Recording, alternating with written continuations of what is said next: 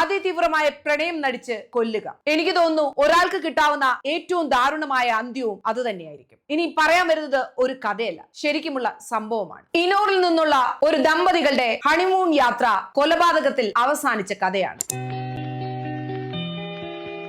2025 May 11 വിവാഹിതയായ രാജയും സോനവും മേഘാലയയിലേക്ക് ഹണിമൂണിന് പോയി. 23 ചിറാപ്പൂഞ്ചിക്കടുത്ത് നോങ്ക്രിയയിലെ home സ്റ്റേയിൽ നിന്ന് വാടകയ്ക്ക് ഒരു സ്കൂട്ടറും എടുത്ത് അവര് സ്ഥലങ്ങൾ കാണാൻ പുറത്തേക്ക് പോയി. ഇവിടെ നിന്നാണ് അതിഭീകരമായ ഒരു കൊലപാതകത്തിന്റെ മുൻവഴികൾ സ്റ്റാർട്ട് ചെയ്യുന്നത്. അടുത്ത ദിവസം ഈ സ്കൂട്ടർ കാട്ടുപാതയിൽ ഉപേക്ഷിക്കപ്പെട്ട നിലയിൽ കണ്ടെത്തി. ഇതോടുകൂടി സോനത്തിനും രാജയ്ക്കും വേണ്ടിയുള്ള തിരച്ചിൽ ആരംഭിച്ചു. എല്ലാവരുടെയും മനസ്സിൽ തീ കോരിയിട്ട ആ 10 ദിവസത്തെ തിരച്ചിലിനൊടുവിൽ ജൂൺ 2 വെയ് സാവധാം എന്ന വെള്ളച്ചാട്ടത്തിന് താഴെ ഒരു കൊക്കയിൽ രാജയുടെ ജീർണിച്ച മൃതദേഹം ഡ്രോൺ ക്യാമറ വഴി കണ്ടെത്തി. ആ യുവാവിന്റെ കഴുത്ത് അറുത്ത നിലയിലായിരുന്നു. മൂർച്ചയുള്ള ഒരു ആയുധം കൊണ്ട് തലയിൽ 2 മാരകമായ മുറിവുകളും ഉണ്ടായിരുന്നു. രാജയുടെ ശരീരത്തിലുണ്ടായിരുന്ന 10 ലക്ഷം രൂപ മതിപ്പുള്ള ആഭരണങ്ങളും കാണാതെയായി. പിന്നീട് എല്ലാവരും സോനത്തെ തേടിയുള്ള തിരച്ചിലായിരുന്നു. അവൾക്കും ഇത് തന്നെയായിരിക്കും സംഭവിച്ചിട്ടുണ്ടാകുക എന്ന് എല്ലാവരും കരുതി. ജൂൺ 9 സോനം ഗാന്ധിപൂരിലെ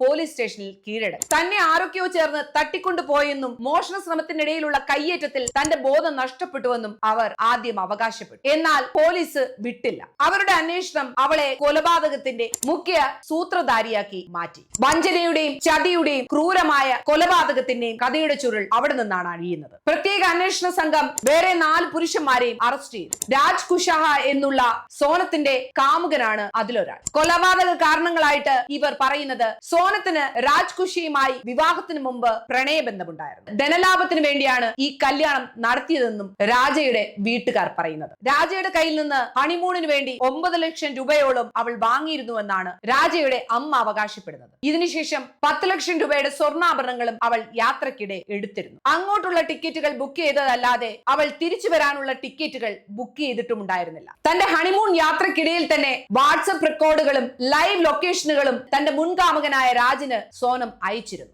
ഈ ലൈവ് ലൊക്കേഷൻ ഉപയോഗിച്ച് തന്നെയാണ് കൊലയാളികൾ രാജയും സോനവും നിൽക്കുന്നിടത്തേക്ക് എത്തിച്ചേർന്നത്. രക്തം പുരണ്ട വസ്ത്രങ്ങളും അതുപോലെ തന്നെ റെയിൻകോട്ട്, രാജയുടെ കഴുത്തറക്കാൻ ഉപയോഗിച്ച ആയുധം ഇവയെല്ലാം കണ്ടെടുത്തിട്ടുണ്ട്. സോനം തിരിച്ചു വന്നത് പോലീസുകാരെ മണ്ടന്മാരാക്കാമെന്ന് കരുതിയാണ്. തന്നെ ആരോ തട്ടിക്കൊണ്ടുപോയതാണ്, തന്റെ ബോധം പോയിരുന്നു എന്നൊക്കെ പറയുമ്പോഴും അയച്ച മെസ്സേജുകളും ലൈവ് ലൊക്കേഷനുകളും അവളുടെ ഫോണിൽ തന്നെ ഉണ്ടായിരുന്നു. സോനത്തിന്റെ വീട്ടുകാർക്കും ഇതിനകത്ത് ഇൻവോൾവ്മെന്റ് ഉണ്ടോ എന്ന് പോലീസ് അന്വേഷിച്ചു കൊണ്ടിരിക്കുകയാണ്. 2 ആഴ്ച താൻ എവിടെയായിരുന്നുവെന്ന് ഇതുവരെ സോനം മറുപടി കൊടുത്തിട്ടില്ല. ഒരു മനുഷ്യൻ എത്രത്തോളം ക്രൂരനാകാം എന്നുള്ളതിന്റെ ഉത്തമ ഉദാഹരണമാണ് സോനത്തിന്റെ ഈ കഥ.